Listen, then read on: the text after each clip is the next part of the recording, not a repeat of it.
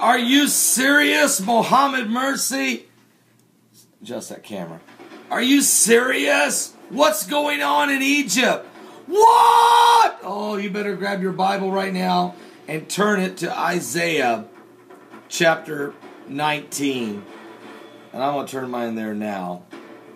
Because what we're seeing happening right now in the Middle East is absolutely of biblical proportions, as again the violence and the tension that's building.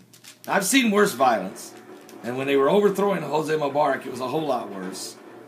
But now they could have had a settlement, a peace agreement, and the army walked out on the civilians. Now wait a minute. Here's what it says in Isaiah chapter 19, verse 1. The burden of Egypt. Behold, the Lord rideth upon a swift cloud, and shall come into Egypt, and the idols of Egypt shall be moved at his presence.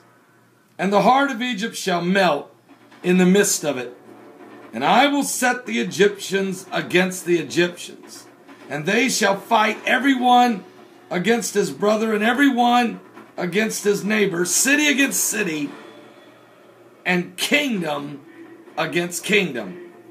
And the spirit of Egypt shall fail in the midst thereof, and I will destroy the counsel thereof. And they shall seek to the idols, and to the charmers, and to them that have familiar spirits, and to the wizards, and the Egyptians will I give over into the hand of a cruel lord, a fierce king shall rule over them, saith the Lord of hosts. And verse 11 says, surely the prince of Zon are fools.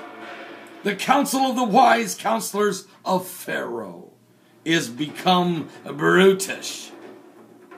How say ye unto Pharaoh, I am the son of the wise, the son of the ancient kings.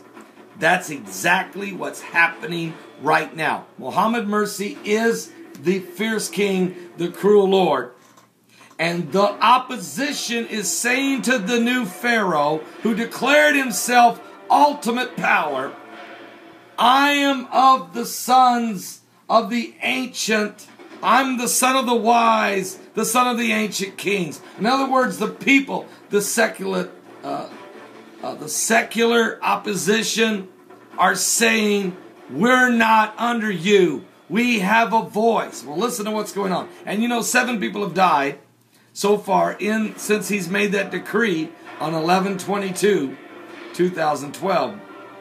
But today's 12/12/12, and here's what's going on in Cairo, Egypt. Efforts to resolve Egypt's rapidly worsening political crisis suffered a blow today on December the 12th, 2012, when the army abruptly postponed the unity talks that the opposition had minutes earlier said they would attend.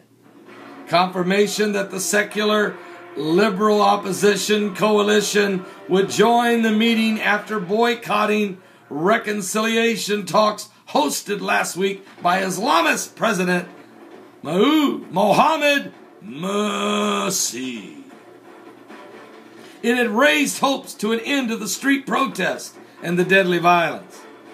The latest convulsion in Egypt's transition to democracy was brought on by a decree last month by Mohammed Morsi, in which he awarded himself sweeping powers to ram through a new constitution.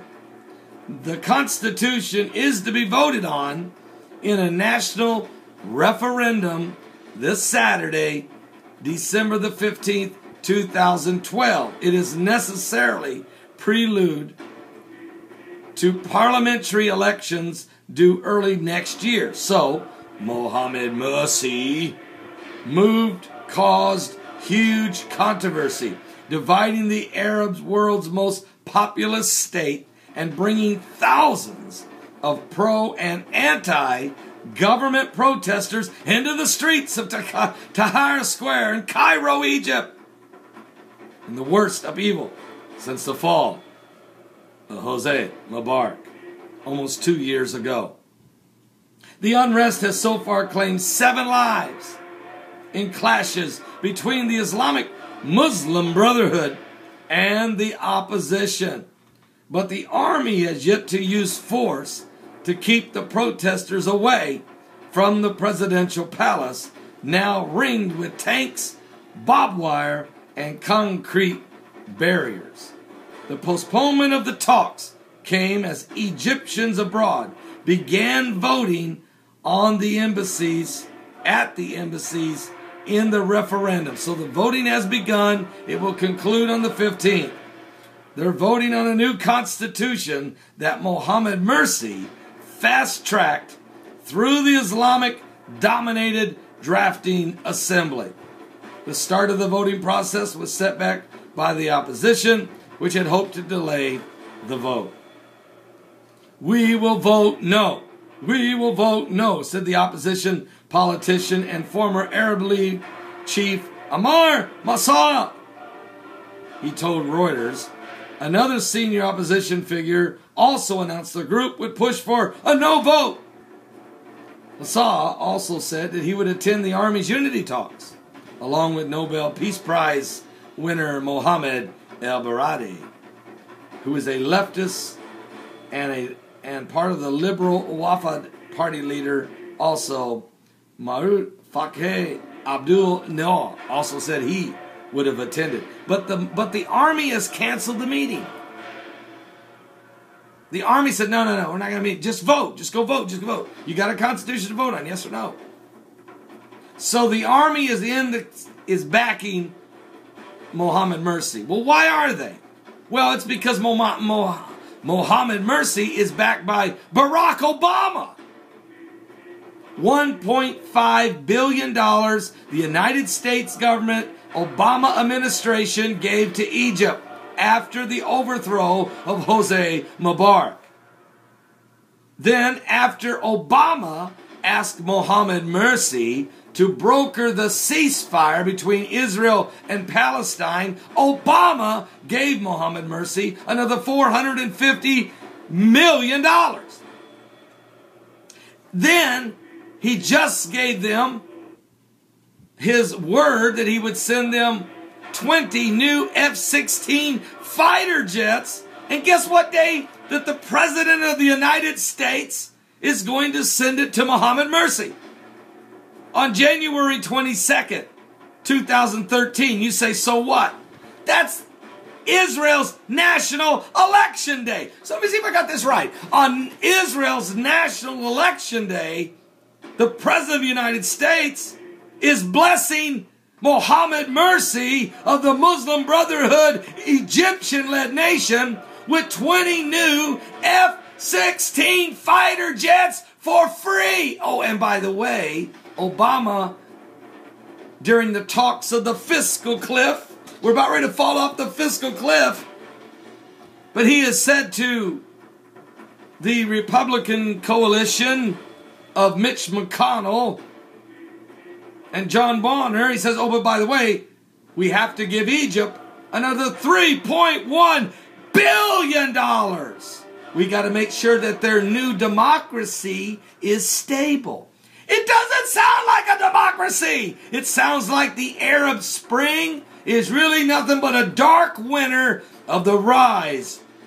The dark night rises. The Muslim Brotherhood. And Mr. Obama, I think you were the catalyst, because on our Independence Day here in America, your first one as president, July the 4th, 2009, instead of spending it shooting off firecrackers over the Washington Mall, you were in Cairo, Egypt, kicking off your American apology tour and rising and raising the hopes of the Islamic world of a new day. That's the truth. That's the facts.